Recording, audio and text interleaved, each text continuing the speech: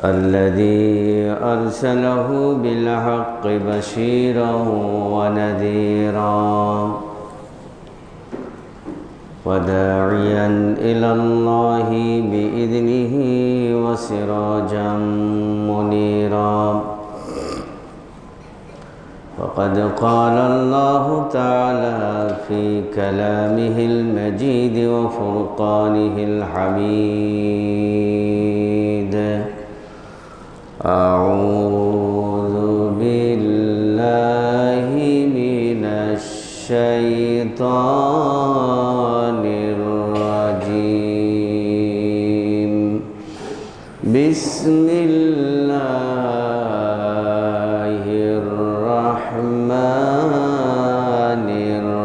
الرحيم إن الله وملائكته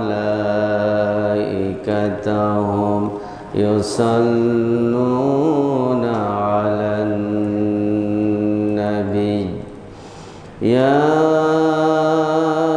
أيها الذين آمنوا صلوا عليه وسلموا تسليما اللهم صل على مولانا محمد وعلى آله শেষ জমা তো এই জন্য একটার মধ্যেই শেষ করতে বলেছে। সভাপতি সব কথা বলবে। بلغ العلا بكماله كشف الدجى بجماله حسنت جميع خصاله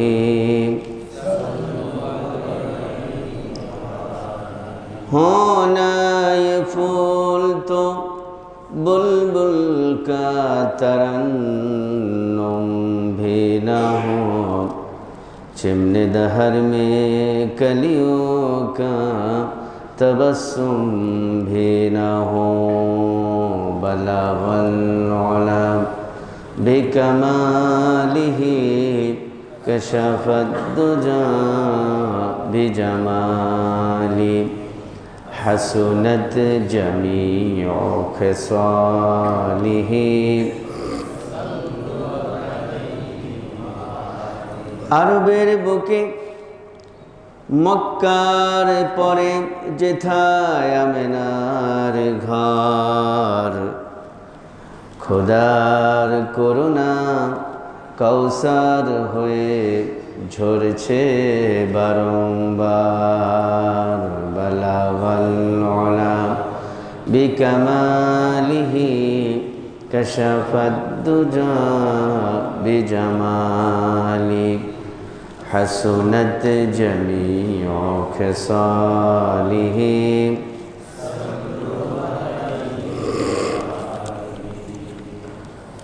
মুআজ্জাজ মুহতারাম হযরত উলামায়ে কেরাম মুরব্বিয়ান নিজাম সত্যের সেনানী যুবক ভাইয়েরা মাসুম ভাইয়েরা পর্দার আড়ালের মা এবং বোনেরা আমরা মহান আল্লাহ রাব্বুল ইজ্জত ওয়াল জালাল তার নিকট লাখো কোটি সানা সুজুদ পেশ করছি যে আল্লাহ সুবহানাহু ওয়া তাআলা আমাদেরকে মানুষ বানিয়েছেন, মুমিন বানিয়েছেন, মুত্তাকিন বানিয়েছেন। বিশেষ করে পবিত্র জুমাবার জুমার নামাজ আদায়ের পূর্বেই অনেক মুসলমান মুমিন থেকে বাছাই করে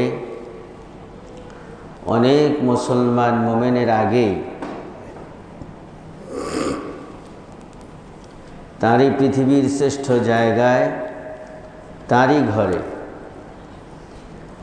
ঈমানকে মজবুত করার জন্য, তাকওয়াকে মজবুত করার জন্য নিয়ে এসেছেন। যেই মনিব এই খোশ নসিব করে দিলেন, সে মনিবের দরবারে শুকরগুজার হচ্ছে, তাঁরই শেখানো ভাষা দিয়ে তাঁরই প্রশংসা করছি প্রাণ খুলে। সবাই বলছি আলহামদুলিল্লাহ। রব্বানা লাকাল হামদ হামদান কাসীরান তাইয়িবান মুবারাকান ফি। ইয়া রাব্বি লাকাল হামদু কামা ইয়ানবাগি লিজালালি ওয়াজহিকা ওয়া আযীমি সুলতানিকা। সম্মানিত ভাইয়েরা, আমরা কথা বলবো মসজিদ নির্মাণ, এর গুরুত্ব, এর হক সমূহ নিয়ে। গত জুমায় আমরা আলোচনা করছিলাম যে নবীজির মুজিজা নিয়ে, যে নবীজির জীবনে প্রায় 3000-এর উপরে মুজিজা ঘটেছিল। এর মধ্যে আমরা অনেকগুলো বলে ফেলেছি। যত মুজিজাই নবীজির জীবনে ঘটেছে, শ্রেষ্ঠ মুজিজা হলো কোরআনুল কারীম। অন্যান্য মুজিজা যা ঘটেছে পৃথিবীর কেউ এগুলো আর করতে পারবে না, কিন্তু কোরআন শ্রেষ্ঠ মুজিজা। নবীজি এটা আমাদের জন্য রেখে গেছেন এবং নবীজি বলেছেন, যতদিন পর্যন্ত তোমরা কোরআনুল কারীমকে আঁকড়ে ধরে রাখবে, ততদিন পর্যন্ত তোমরা ধ্বংস হবে না। শ্রেষ্ঠ মুজিজা তিনি আমাদের জন্য রেখে গেছেন, আমরা যেন এর মাহাত্ম্য মর্যাদা বুঝতে পারি এবং এর আলোকেই নিজেকে গড়ি, নিজের জীবনকে গড়ি, পরিবারকে গড়ি, সমাজকে গড়ি, রাষ্ট্রকে গড়ি, না অন্য কিছু না। নবীজি এই কোরআন দিয়েই নিজেকে সাজিয়েছেন, নিজের পরিবারকে সাজিয়েছেন, নিজের সমাজকে তিনি সাজিয়েছেন এই কোরআন দিয়ে, নিজের দেশটাকে তিনি এই কোরআন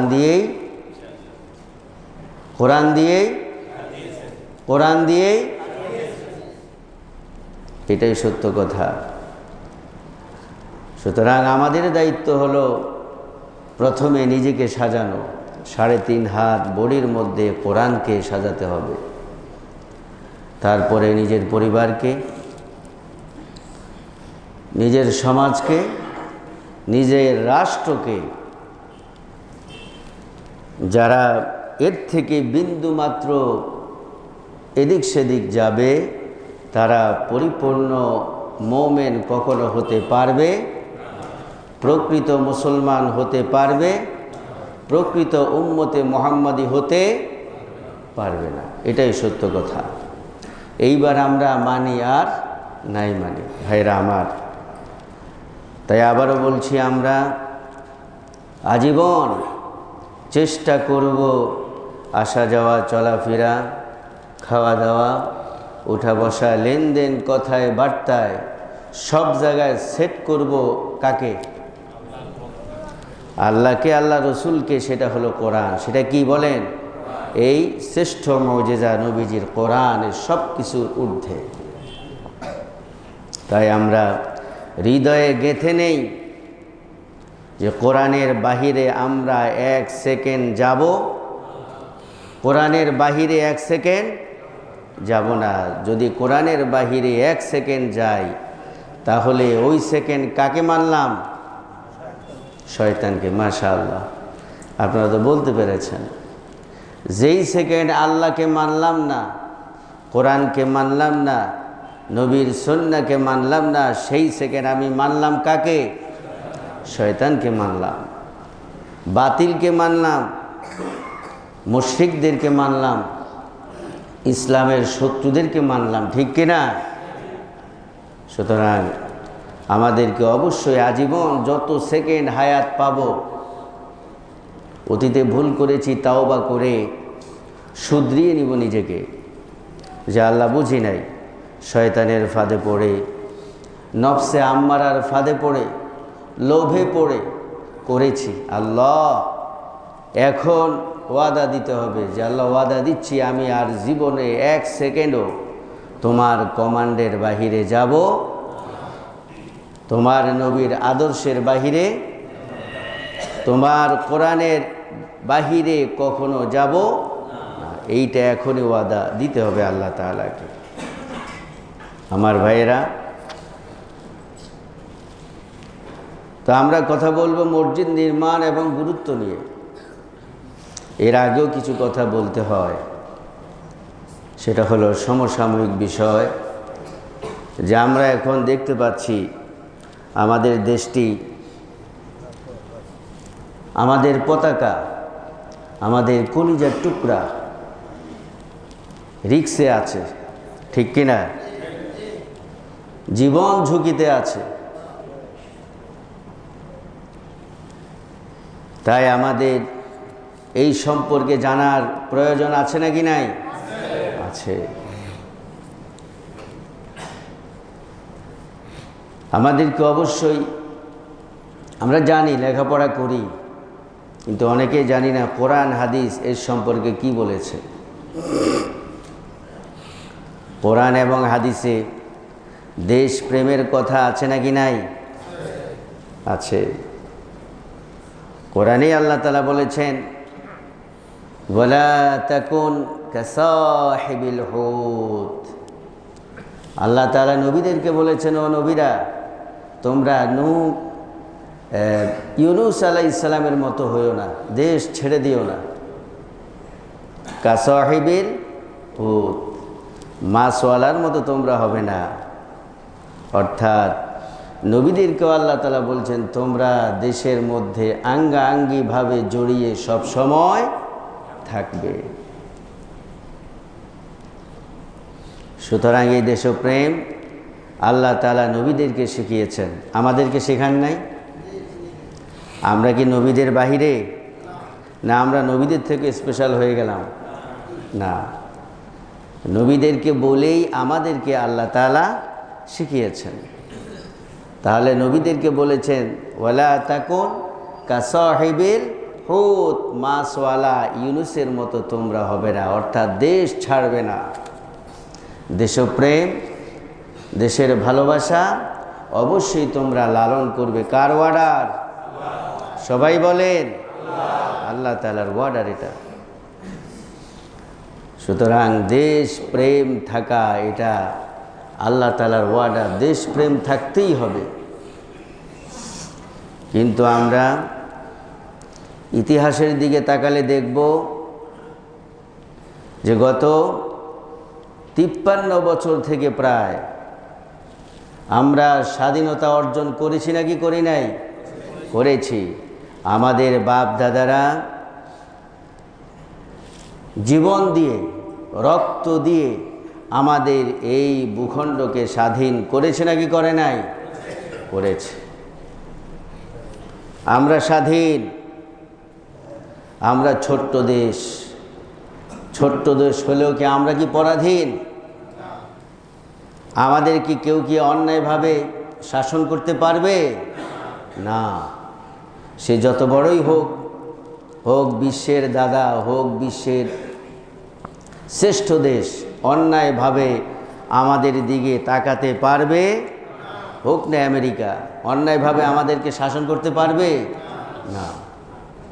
কিন্তু আমরা দেখি আমাদের পার্শ্ববর্তী দেশ 53 বছর আমাদেরকে শোষণ করেছে। কি করেছে বলেন? শোষণ করেছে। আমাদের দেশটাকে লুটপাট করেছে। তাদের এজেন্টগুলো বসিয়ে দিয়ে, তাদের দালালগুলো বসিয়ে দিয়ে আমাদের দেশটাকে তারা লুটপাট করেছে সব জায়গায়। এখন কিছুটা লুটপাট বন্ধ হয়েছে, এখন তাদের হুঁশ নাই। মনে হয় যেন আমাদেরকে এক লোকমায় খেয়ে ফেলবে।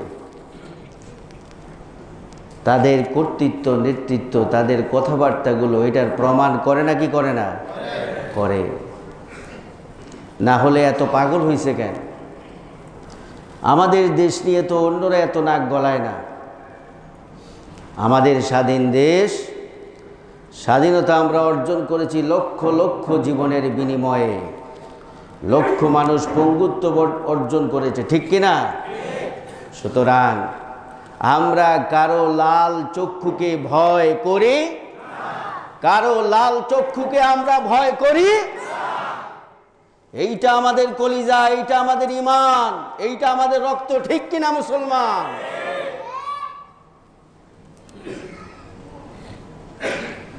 তুমি যত বড় হও, কিন্তু আমি ছোট আছি বলে আমার উপর তুমি জুলুম করবে, তা হতে পারে? তবে আমরা জানি ছোট মরিচে ঝাল বেশি নাকি কম? ঝাল বেশি, যদিও সাইজে ছোট। ওই যে গত 3-4 দিন আগেও মরিচ কিনছিলাম লম্বা লম্বা দেখে, এখন খেতে বসছি দেখি তো ঝাল নাই। এর আগে ছোট মরিচ কিনলাম, আরে বাপরে বাপ কি ঝাল! তো আমরা তাদেরকে বলবো তোমরা ভূখণ্ডে অনেক বড়, এই জন্য 53 বছর লুট করছো আমাদের দেশটাকে, আমাদের কলজাকে, ঠিক কিনা? তবে এইবার শকর করে ফেলো, মুখ মুছে ফেলো, আর খাওয়ার নিয়ত করো। যদি খাওয়ার নিয়ত করো তোমাদের 20 দাঁত ভেঙ্গে উপড়ে দিব, ঠিক কিনা? আমরা মুসলমান, আমাদের ভূখণ্ড ছোট, কিন্তু আমাদের কলিজা ভরা, পুরা শরীরে একটা ঈমান আছে, একটা কলিজা আছে, ঠিক কিনা? ঈমান সম্পর্কে বোঝার চেষ্টা করো। মুদ খাওয়ার জাতি, গোবর খাওয়ার জাতি। পড়ো ঈমানদার কারে বলে, জেনে নাও ঈমানদারদের ইতিহাস। খালেদ সাইফুল্লাহর ইতিহাস, তিতুমির, শাহজালাল, শাহপরাণ, এদের ইতিহাস জানো, ঠিক কিনা? ঠিক কিনা? তাহলে বুঝতে পারবা তোমরা মুসলমান কারে বলে, ঈমানদার কারে বলে। ভূখণ্ড ছোট হলেও, অল্প সংখ্যক হলেও একটাই যথেষ্ট, ঠিক কিনা? সুতরাং নিজেদের সর্বনাশ নিজেরা করো না। ভূখণ্ড বড় নিয়ে আসো, থাকো, নিজেরা উল্টা পাল্টা করে টুকরা টুকরা হয়ে যেও না। এইটা আমাদের হুঁশিয়ার। তবে আমাদেরও কিছু দায়িত্ব আছে নাকি নাই? আছে। তবে আমরা জেনেছি আমাদের মাননীয় সরকার ঐক্যের ডাক দিয়েছেন। সকল রাজনৈতিক দলের নেতৃবৃন্দ সবাই এক কাতারে চলে এসেছেন। সুবহানাল্লাহ বলবেন না? দেশের মধ্যে বিভিন্ন রকমের রাজনৈতিক দল আছে নাকি নাই? আছে, থাকবে, কিন্তু দেশ রক্ষার ব্যাপারে, আমার কলিজা রক্ষার ব্যাপারে, আমার পতাকা রক্ষার ব্যাপারে সবাই এর নাম ঈমান। এর নাম কি বলেন? এর নাম ঈমান।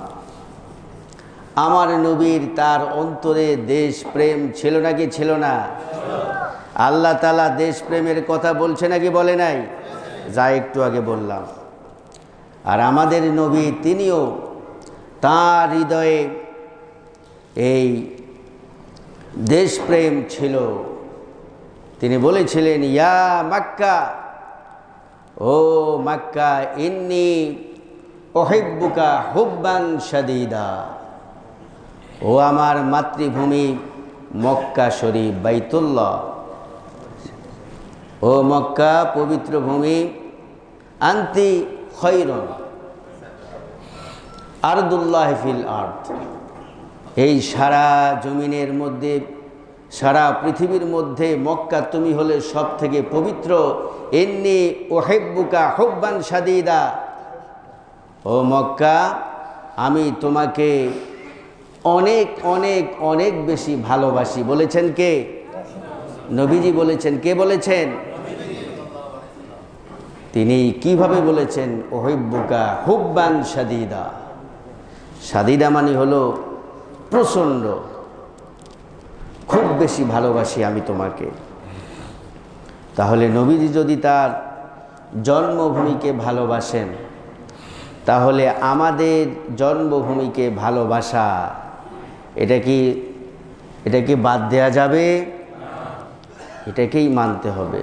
তাহলে আমরাও বলবো ইন্নী উহিব্বুকা ইয়া বাংলাদেশ হুব্বান শাদীদা, ও আমার কলিজার টুকরা বাংলাদেশ, আমি তোমাকে আমার কলিজা থেকেও বেশি ভালোবাসি।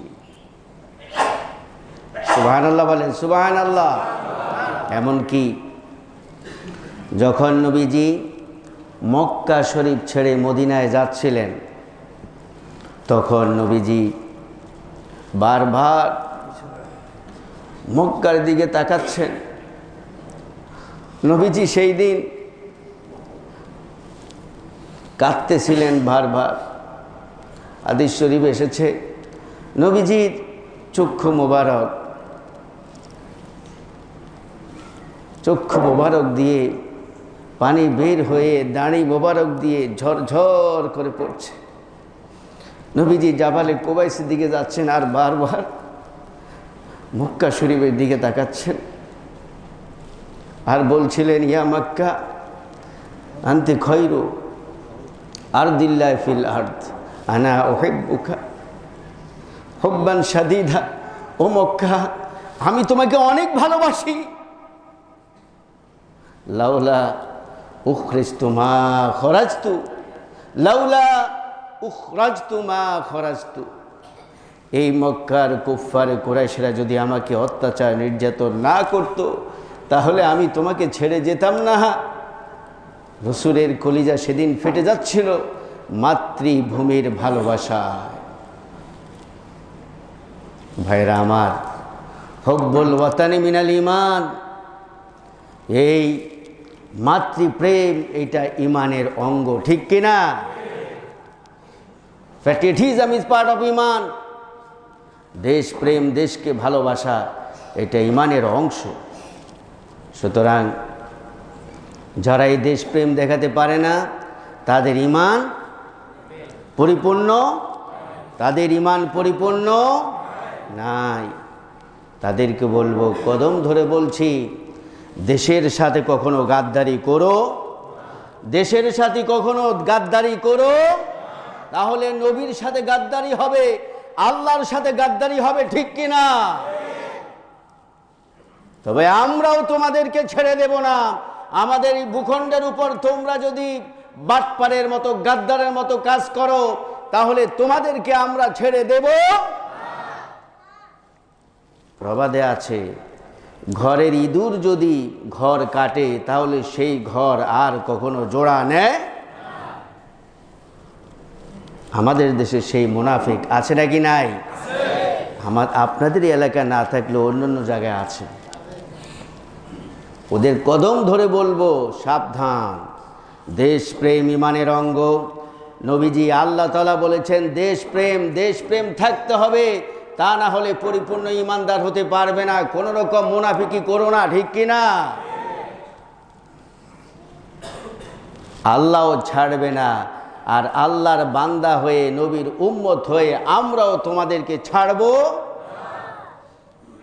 ভাইরা আমার,